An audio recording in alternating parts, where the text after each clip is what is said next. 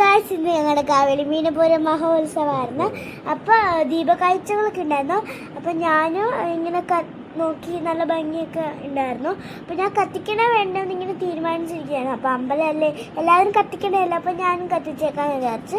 അപ്പോൾ ഞാൻ നോക്കിയിട്ട് ഒരു ചിരാത് പോലും കണ്ടില്ല. എല്ലാം ആൾക്കാരൊക്കെ നേരത്തെ വന്ന് എല്ലാം കത്തിച്ചേക്കുമായിരുന്നു. അങ്ങനെ പിന്നെ എനിക്ക് ഒരെണ്ണം കിട്ടി. അപ്പോൾ ഞാൻ അതൊക്കെ കത്തിച്ചിട്ട് കത്തണുണ്ടായിരുന്നില്ല. പിന്നെ ഞാൻ ആ തിരിയിൽ ഇതൊക്കെ ആക്കിയിട്ട് ഞാനൊക്കെ കത്തിച്ച് പിന്നെ അവിടെ ഞാനും അച്ഛനും ഋതുക്കുട്ടിയായിരുന്നു കേട്ടോ പോയത്. മഴ ആയതുകൊണ്ട് ആൾക്കാർ കുറവായിരുന്നു. കഴിഞ്ഞ വർഷമൊക്കെ നല്ല ആൾക്കാരുണ്ടായിരുന്നു, തിരക്കൊക്കെ ഉണ്ടായിരുന്നു.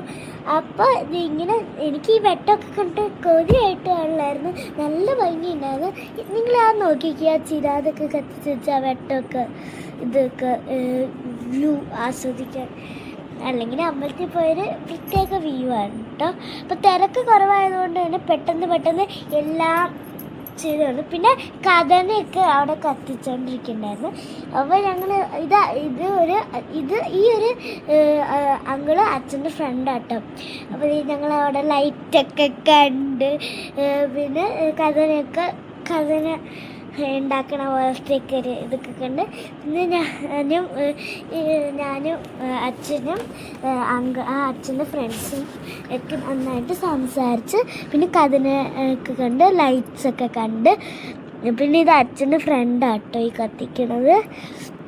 അങ്ങനെ ഞങ്ങൾ ലൈറ്റൊക്കെ കണ്ട് നന്നായിട്ട് ആസ്വദിച്ചിരുന്ന് പിന്നെ ഞങ്ങളിങ്ങനെ നടന്നുകൊണ്ടിരുന്നപ്പോഴാണ് കഥന പൊട്ടാൻ പോകുന്നത് കണ്ട് മുകളിൽ ദീപധാരണം തുടങ്ങുവാണ്. അപ്പോൾ മുകളിലത്ത് കഥനയൊക്കെ പൊട്ടുന്നുണ്ട്. അപ്പോൾ ഞങ്ങൾ അകത്തോട്ട് പോകാമെന്ന് വിചാരിച്ചു. ഇത് പെട്ടെന്ന് വീഡിയോ എടുക്കാൻ പറ്റിയില്ല. അപ്പോൾ ഞങ്ങൾ ഇനി അകത്തോട്ട് പോകാമെന്ന് വിചാരിച്ചു. പിന്നെ കുറേ ചെളിവെള്ളവും കാര്യങ്ങളൊക്കെയാണ് ഗൈസ് പുറത്ത്. എന്ത് ചെയ്യാന്നറിയാൻ പാടില്ല. അങ്ങനെ ഗൈസ് പിന്നെ ഞങ്ങൾ ഇതൊക്കെ കത്തിച്ച് ചിരാതൊക്കെ കത്തിച്ച് ഞങ്ങൾ ഓരോന്നൊക്കെ നോക്കി.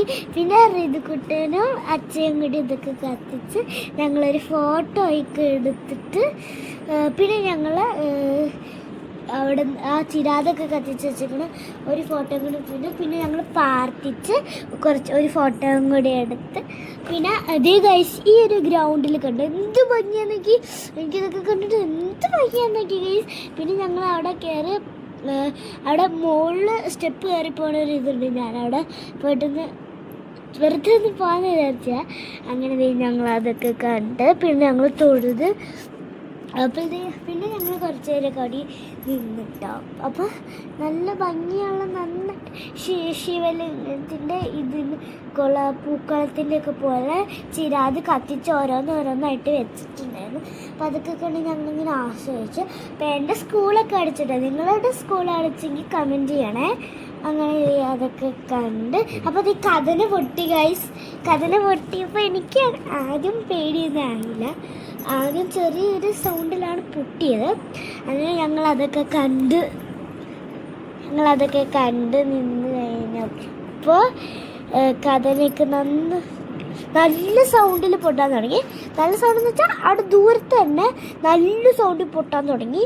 അത് കഴിഞ്ഞപ്പോഴത്തേക്കാണ് ഗൈസ് അടുത്ത് വന്നിട്ട് പൊട്ടാൻ പോയി ഗൈസ്. കണ്ടു ഗൈസ് എങ്ങനെ നല്ല ഇതായിട്ട് പൊട്ടിയിട്ട് ഗൈസ്. ഇത് നല്ലൊരു ഇതായിട്ടാണ് ഗൈസ് പൊട്ടിയത്. നല്ല ഇതായിരുന്നു ഗൈസ്. ഈ ഒരു ഭാഗം എത്തുമ്പോൾ ഞാൻ ചെറുതായിട്ടൊന്ന് പേടിച്ചു. പിന്നെ കരഞ്ഞൊന്നുമില്ല, ചെറുതായിട്ട് ഒന്ന് പേടിച്ചു. അപ്പോഴത്തേക്ക് അത് കണ്ടിട്ട് ഋതുക്കുട്ടി നന്നായിട്ട് കരച്ചിലായിരുന്നു. പിന്നെ പറഞ്ഞ് സമാധാനിപ്പിച്ച് പിന്നെ ഞങ്ങൾ ഓരോന്നൊക്കെ ഋതുക്കുട്ടീനെ ഓരോക്കെ കാണിച്ചു കൊടുത്തപ്പോൾ ടാറ്റാ.